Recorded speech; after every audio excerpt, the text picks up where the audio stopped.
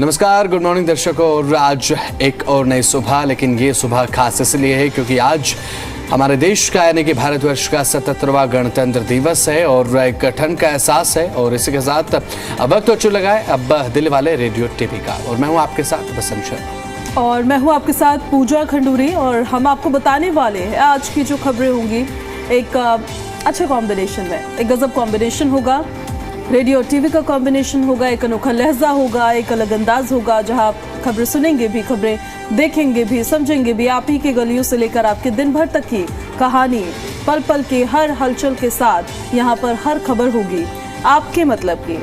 तो बसंत, let's start Delhi वाला radio TV बिना देर किए।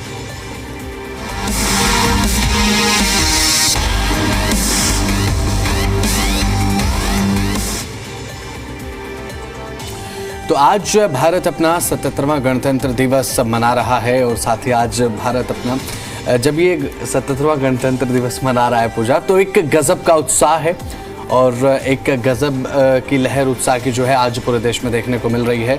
और साथ ही आज सैन्य शक्ति का एक अनोखा संगम जो है कर्तव्य पथ पर दिखाई देगा। भारत की सामरिक शक्ति का उदाहरण आज कर्तव्य पथ पर आप देख पाएंगे, जिसमें आपको राफेल नजर आएगा, सुखोई, जैगुआर जैसे विमान करतब दिखाएंगे। इसके अलावा देश की सांस्कृतिक विरासत और सैन्य शक्ति की एक शानदार झलक भी देखने को मिलेगी।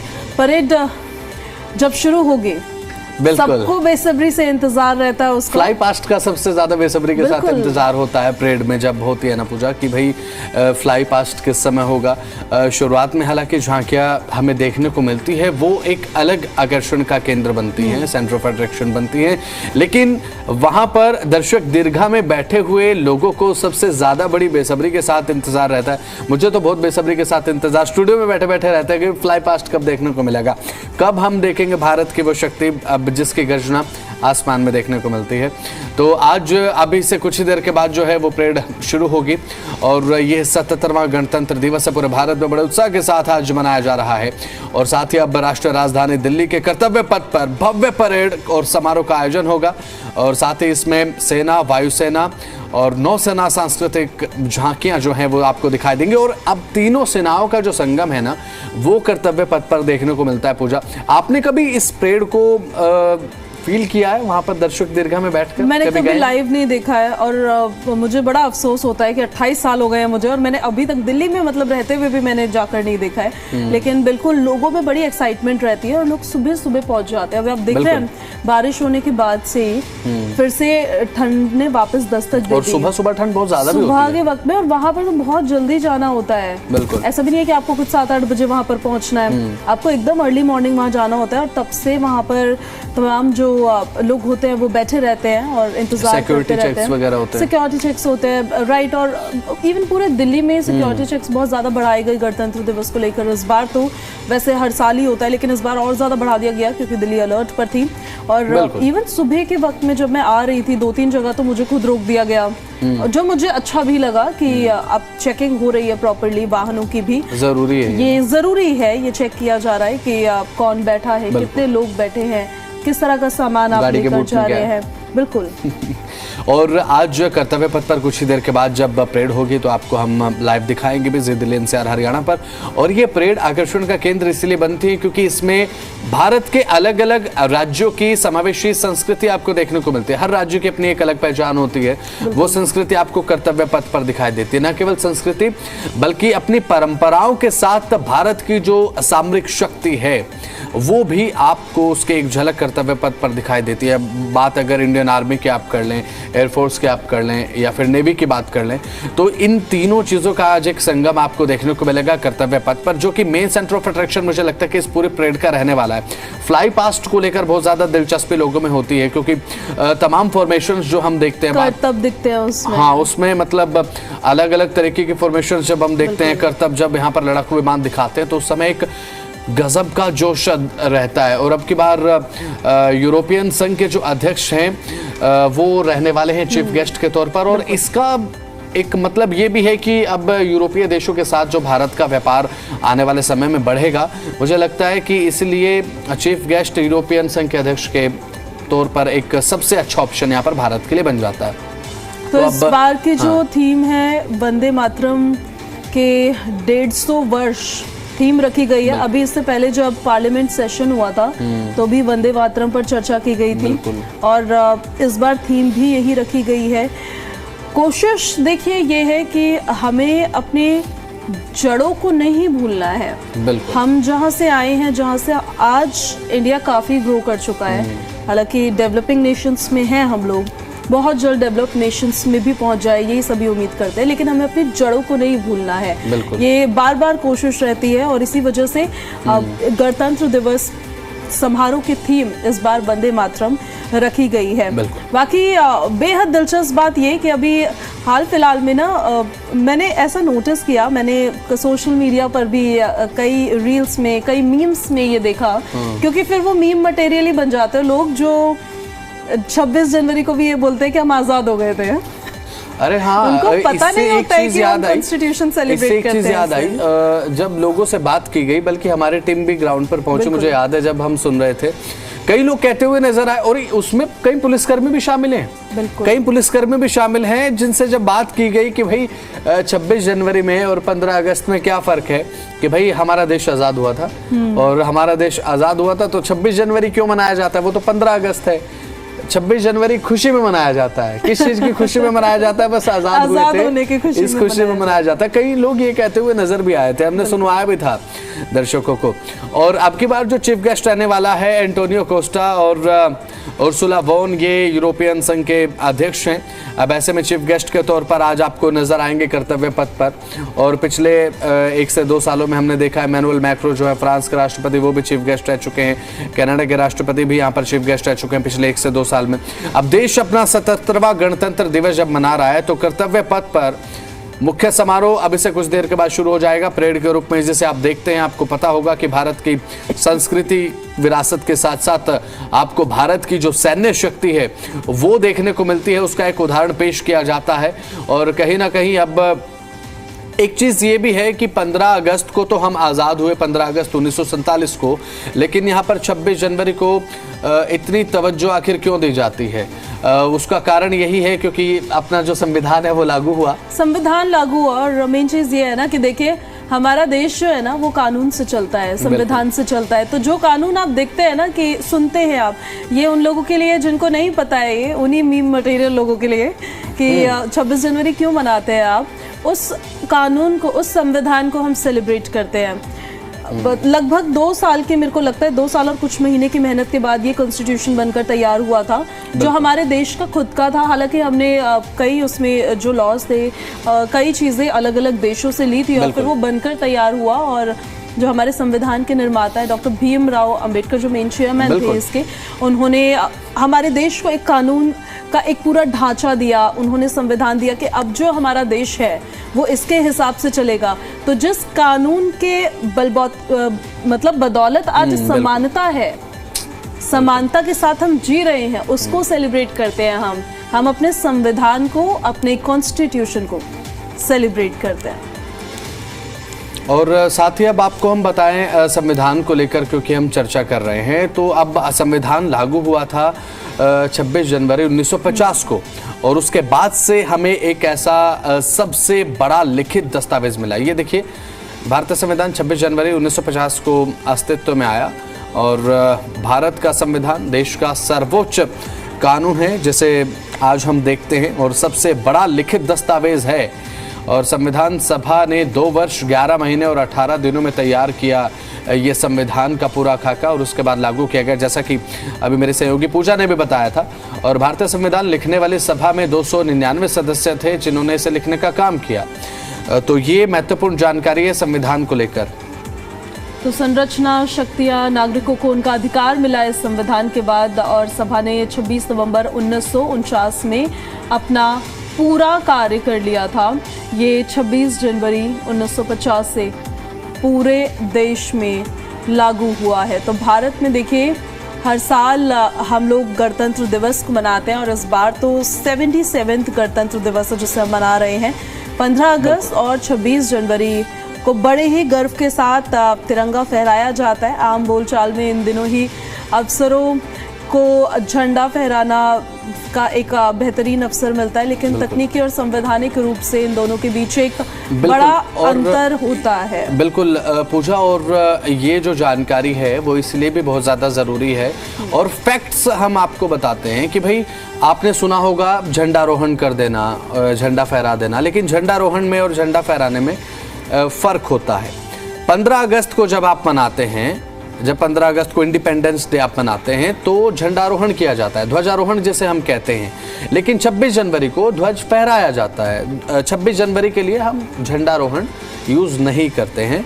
ये जो है एक फैक्ट है जो हम अपने दर्शकों को बता रहे हैं। 15 अगस्त को ध्वजारोहण किया जाता है, जबकि 26 जनवरी को झंडा फहराया जाता है। लेकिन बेसिक अंतर है इसके बीच इन दोनों के बीच में बताइए। हाँ, इन दोनों के बीच में जो अंतर है वो अब हम आपको बता देते हैं कि झंडा फहराना क्या होता है और फ्लैग होस्टिंग क्या होती है। झंडा फहराना यानी कि फ्लैग अनफर्लिंग इसे कहा जाता है, इंग्लिश टर्म इसका फ्लैग अनफर्लिंग होता है, जो कि 26 जनवरी यानी कि आज है झंडा फहराया जाना। 26 जनवरी यानी कि गणतंत्र दिवस के दिन एक जो झंडा है हमारा, तिरंगा जो है वो पोल से ऊपर ही बंधा होता है और उसे बस खोल दिया जाता है। उसके बाद उसमें जो गुलाब की पंखुड़ियाँ होती हैं वो नीचे गिरती हैं और उसके बाद वो लहराने लगता है हवा में। और लेकिन जब हम 15 अगस्त को ध्वज फहराते हैं, हम ये देखते हैं कि जो हमारा देश जब आज़ाद हुआ था तो ब्रिटिश जो हमारे ऊपर शासन कर रहे थे, उन ब्रिटिशर्स की गुलामी के जंजीरों को तोड़ते हुए जब हम आज़ाद हुए तो हमारा जो फ्लैग है वो पोल पर पताका के साथ सबसे पहले ऊपर जाता है, और फ्लैग जब ऊपर जाता है उसके बाद फ्लैग को खोला जाता है। वो ये इस चीज़ का उदाहरण है कि हमारा जो देश है वो आज़ाद हुआ और ब्रिटिशर्स को साइडलाइन करते हुए हमारे देश का जो राष्ट्रीय ध्वज था, अपना झंडा वहाँ पर फहराया। तो ये दो चीज़ हैं, बहुत ज़्यादा फ़र्क इसमें आपको देखने को मिलता है। और ये आपको नॉलेज होनी चाहिए कि भाई 26 जनवरी को जब हम झंडा फहराते हैं तो उसमें क्या फ़र्क है 15 अगस्त के मुकाबले। 15 अगस्त को झंडारोहण होता है, लेकिन 26 जनवरी को झंडा फहराया जाता है। अब झंडारोहण जो है उसे बोला जाता है फ्लैग होस्टिंग, और आपने सुना होगा कि 26 जनवरी को भी आपने ये टर्म सुनी होगी कि यहाँ पर झंडारोहण किया जा रहा है, झंडारोहण किया जाएगा, लेकिन झंडा फहराना सही टर्म है। अगर आपको 26 जनवरी के लिए यूज़ करना है तो झंडा फहराया जाना सही टर्म है, और 15 अगस्त के लिए अगर यूज़ करते हैं तो झंडारोहण यूज़ किया जाता है, ध्वजारोहण यूज़ किया जाता है। ये एक जानकारी जो है वो आपको पता होनी चाहिए। आप किसी से भी पूछ भी सकते हैं कि आखिर क्या डिफरेंस है। अगर कोई पूछता है तो आपके पास इस चीज़ का जवाब होना चाहिए, भारत का नागरिक होने के नाते। बिल्कुल, आखिर क्या फर्क? आपके पास शब्द तो होने ही चाहिए कि आपको कब क्या बोलना है और किस तरीके से बोलना है। बेसिक अंतर हमारे सहयोगी ने जो आपको समझाया है वो एक और चीज शॉर्ट मुझे ये समझ में आया कि पोल है। हाँ, बिल्कुल। पोल के ऊपर झंडा है जब फहरा रहे हैं, वो 26 जनवरी को बिल्कुल, है। बिल्कुल 26। और 15 अगस्त है इंडिपेंडेंस डे, तो वो झंडा नीचे है और उसको खींचकर ऊपर ले जाया जाए, पुल करके उसको ऊपर ले जाया जाता है, फिर फहराया जाता है। तो ये बेसिक डिफरेंस है। और एक और बहुत बड़ा डिफरेंस जो है, 15 अगस्त को प्रधानमंत्री फ्लैग होस्ट करते हैं, लेकिन झंडा फहराते हैं 26 जनवरी को राष्ट्रपति। और सलामी भी राष्ट्रपति। हाँ, और ये इसीलिए क्योंकि जब हमारा देश आज़ाद हुआ 15 अगस्त 1947 को, उस समय हमारे देश में क्योंकि राष्ट्रपति पद था ही नहीं, केवल प्रधानमंत्री का पद था, इसीलिए प्रधानमंत्री 15 अगस्त को झंडा फहराते हैं। ये परंपरा शुरू हुई। उसके बाद 26 जनवरी को राष्ट्रपति पद जब बन गया था देश में, उसके बाद राष्ट्रपति झंडा फहराने का काम। अब हम आगे बढ़ते हैं और एक दिल्ली से जुड़ी खबर बता देते हैं आपको फटाफट। गणतंत्र दिवस के मौके पर दिल्ली सरकार ने कैदियों के लिए विशेष माफी की घोषणा की है। दिल्ली सरकार में मंत्री आशीष सूद ने बताया कि राहत उन कैदियों को मिलेगी जो दिल्ली की जेलों या दिल्ली के बाहर स्थित जेलों में सजा काट रहे हैं, निर्धारित शर्तों को पूरा करते हैं। 65 वर्ष से ज़्यादा आयु के कैदियों और महिला कैदियों को सज़ा की अवधि के मुताबिक अब 20 से 90 दिनों तक की माफ़ी दी जाएगी। यानी कि अब कैदियों के लिए 15 से 60 दिनों तक की विशेष माफ़ी का प्रावधान किया गया है। 26 जनवरी का अवसर है, कैदियों के लिए भी एक अच्छी खबर सामने आ गई है। तो यहाँ पर मंत्री आशीष सूद ने स्पष्ट कर दिया कि ये माफ़ी दिल्ली जेल नियम 2018 के तहत पहले से मिलने वाली माफ़ी के अतिरिक्त होगी। पैरोल या फिर फरलो पर मौजूद कैदी भी अगर उनका आचरण ठीक रहा है, एक बिहेवियर अच्छा रहा है दूसरे कैदियों के प्रति, जेल के नियमों की पालना करने के प्रति, तो उन्हें भी इसका फ़ायदा मिलेगा। हालांकि गंभीर अपराधों में जो सजा फाकता है, जैसे कि NDPS पॉक्सो, जासूसी, महिलाओं के खिलाफ अपराध कर देना, मृत्युदंड या फिर आजीवन कारावास से जुड़े मामले, और इन पूरे मामलों को लेकर विशेष माफी के दायरे से बाहर इन्हें रखा गया है। तो देखिए 15 से 90 दिन तक की माफी मिल सकती है कैदियों को, और जो कंडीशंस वहां पर रखी गई है अगर उसको वो फुलफिल करते हैं, बिल्कुल कैदियों के लिए ये विशेष माफी को लेकर मंत्री आशीष सूद ने ऐलान किया है। अब हम आगे बढ़ते हैं और अब हम जरा मौसम की भी बात कर लेते हैं। बिल्कुल, क्योंकि बारिश हुई, बारिश के बाद प्रदूषण कम हुआ, लेकिन ठंड लौट गई है वापस। अब जब सुबह सुबह घर से निकले तो वही फील हुई है ये शीतलहर। एक बार फिर से मौसम को मिजाज और ज्यादा बदलने वाला है, और 27 जनवरी से फिर बारिश, बर्फबारी का अलर्ट। बर्फबारी होगी पहाड़ी इलाकों में, बारिश होगी मैदानी इलाकों में। खुश मत होइएगा कभी सोचे कि मैदानी इलाकों में बर्फबारी हो जाए, ये मत सोचिएगा। और हाँ, एक और चीज ये पूजा कि अब मैदानी इलाकों में ना टेम्परेचर तो उतना ही देखने को मिल रहा है जितना पहाड़ी इलाकों में देखने को मिल रहा है, लेकिन यहाँ पर बस बर्फ नहीं गिर रही है। फर्क यही है, कड़ाके की ठंड, शीतलहर लोगों को परेशान करती हुई नजर आ रही है। और गनीमत है कि आज मौसम साफ है, आज विजिबिलिटी अच्छी है। आज जो लोग परेड देखने गए हैं राजधानी दिल्ली में, कम से कम फ्लाई पास्ट जब वो देखेंगे तो धुंध उसमें एक बैरियर नहीं बनेगी, फोग उसमें बैरियर नहीं बनेगा, वो एक साफ नज़ारा आपको देखने को मिलेगा। क्योंकि 2 साल पहले जब मुझे याद है 26 जनवरी को लेकर जब कर्तव्य पथ पर परेड का आयोजन देखने को मिल रहा था, और उस समय धुंध बहुत ज्यादा थी और किसी को नजर ही नहीं आ रहा था। तमाम जो हुई थी ना 2 दिन पहले, बिल्कुल, और साथ ही धुंध इतनी ज्यादा थी, फोग इतना ज्यादा था, जो हमारे फाइटर एयरक्राफ्ट जो फॉर्मेशन वहां पर बना रहे थे वो नजर ही नहीं आ रहा था कि आखिर चल क्या रहा है। हालांकि अच्छे तरीके से पूरा कार्यक्रम तो हुआ, लेकिन वहां पर नजर नहीं आया था। लेकिन आज वो बैरियर कम से कम परेड में तो देखने को नहीं मिलेगा। आज मौसम साफ है, लेकिन हो सकता है कि कल बारिश हो जाए, इसे लेकर अलर्ट भी दिया गया है। 28 जनवरी तक बात अगर करें तो वेस्टर्न डिस्टर्बेंस देखने को मिलेगी, जिसका प्रभाव ये रहेगा पहाड़ों पर बर्फबारी हो सकती है, और एक बार फिर से आपको मैदानी इलाकों में कड़ाके की ठंड देखने को मिल सकती है। ठंड का जो यू टर्न है वो देखने को आपको मिल सकता है। तो ये तो हमने आपको बताया मौसम को लेकर अपडेट, लेकिन अब पोल्यूशन को लेकर अगर हम बात कर लें, हमने कल भी आपको बताया था कि प्रदूषण तो राजधानी दिल्ली में अब यही कह रहा है, जब से सुधार देखने को मिला कि अगर नहीं बरती सावधानी तो लौट कर जरूर आऊँगा, और लौट कर आया है। तो वही राजधानी दिल्ली में प्रदूषण से थोड़ी राहत अब शायद नहीं है।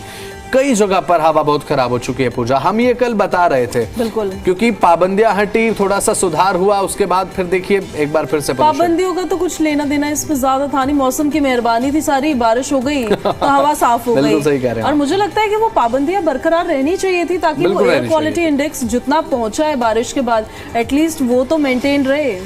लेकिन अब वो पाबंदियां नहीं थी, तो फिर से प्रदूषण की स्थिति और ज्यादा अब खराब होने लगी, और 300 के पास एयर क्वालिटी इंडेक्स पहुंचने लगा। अलग अलग एरियाज में हम सुबह से आपको बता रहे हैं, जैसे नेहरू नगर है 283 वहां पर रिकॉर्ड किया गया है, जहांगीरपुरी में 271, चांदनी चौक में 269, पूसा रोड में 267 रिकॉर्ड किया गया। ऐसे ही तमाम एरियाज जो हैं दिल्ली के, वो ऑलमोस्ट 250 को तो पार ही करते हुए बहुत जगहों पर नजर आ रहा है एयर क्वालिटी इंडेक्स। तो हवा तो प्रदूषित है और आपको सतर्क रहने की ज़रूरत है, लेकिन जैसे IIT दिल्ली है वहाँ पर कम है 158 AQI। यही मुझे लगता है कि दिल्ली में सबसे कम है, जो कि हालांकि खराब की कैटेगरी में तो आता ही है।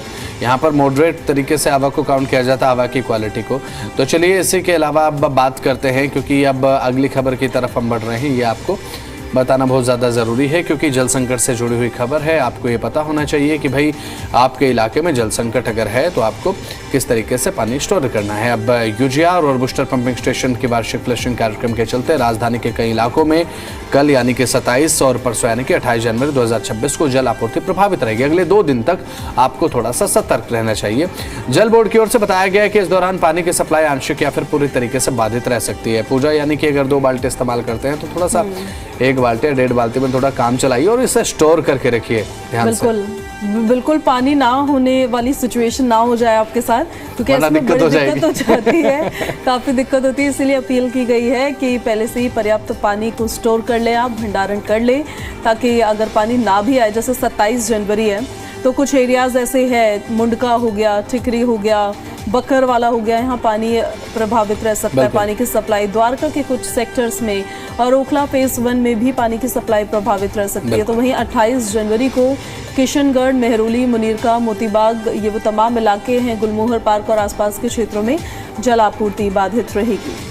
तो 27 और 28 तारीख यानी कि कल और परसों के लिए थोड़ा सा प्लीज़ देख लीजिएगा और अपना इंतज़ाम करके रखें, और कहीं ऐसा ना हो कि बाद में आपको पानी के चलते दिक्कत हो, इसलिए हम आपको थोड़ा सा अलर्ट भी कर रहे हैं और जल विभाग की तरफ से, जल बोर्ड की तरफ से भी आपको अलर्ट किया गया है। तो चलिए इसी के साथ आगे बढ़ते हैं। अब बात करते हैं उस खबर की जिसकी चर्चा न केवल देश में बल्कि विदेशों में भी है, और वो ये है कि सोने और चांदी के बढ़ते हुए दाम अब लोगों को परेशान कर रहे हैं। आप ये सुनते होंगे अमूमन कि सोने और चांदी के दाम घट रहे हैं, बढ़ रहे हैं, लेकिन अब घट नहीं रहे, केवल बढ़ते जा रहे हैं।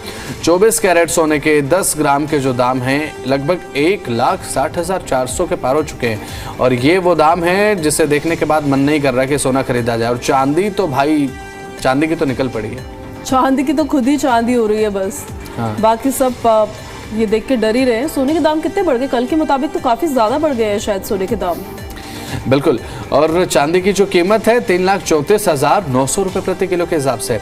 अब चांदी लगातार अपने ऑल टाइम हाई बना रही है भाई, और चांदी की चांदी इसलिए हो रही है क्योंकि चांदी की चमक बिल्कुल लोगों को चौंधिया दे रही है। कीमत चढ़ने के कारण ये है कि अंतर्राष्ट्रीय लेवल पर जिस तरीके से तनाव देखने को मिल रहा है, और इसी के चलते जो गोल्ड और सिल्वर के प्राइस हैं पूजा वो बढ़ रहे हैं। तो चलिए इसी के साथ हम आपको अब बताते हैं गोल्ड और प्राइस के दाम तो हमने आपको बताया। तो अब इसी के साथ हम खबरों में आगे बढ़ते हुए आपको अगली जानकारी से अवगत कराते हैं, और अगली जानकारी है पेट्रोल और डीजल के दाम, जो आपके लिए जानना इसलिए ज़रूरी है क्योंकि रोज़ाना कई लोग ऐसे होते हैं जो कि अपनी गाड़ी को फ्यूल स्टेशन की तरफ लेकर जाते हैं, और कारण ये रहता है कि फ्यूल की कमी है, फिर रिजर्व में बाइक लगी हुई है।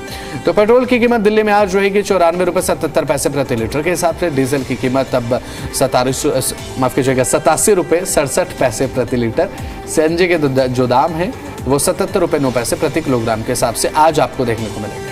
तो वहीं नोएडा में पेट्रोल की कीमत है 94.87 पर लीटर, डीजल की कीमत है 88 रुपीज़ पर लीटर, सीएनजी के दाम है 85.70 पर किलोग्राम। और गुरुग्राम में पेट्रोल की कीमत 95.65 पर लीटर है, डीजल के जो दाम है वो भी आपको बता देते हैं 88.10 पर लीटर है, और सीएनजी की कीमत 82.12 प्रति किलोग्राम है। तो ये तो रहे पेट्रोल डीजल के दाम, गोल्ड सिल्वर के प्राइसेस। आपसे जुड़ी खबरें गणतंत्र दिवस की एक बार फिर से दे देते हैं शुभकामनाएं। और आज का इतिहास भी यही कहता है कि 1950 में आज के दिन हमारा जो संविधान है वो लागू किया गया था। तो चलिए इस कार्यक्रम के इसी के साथ यहीं पर समाप्त है।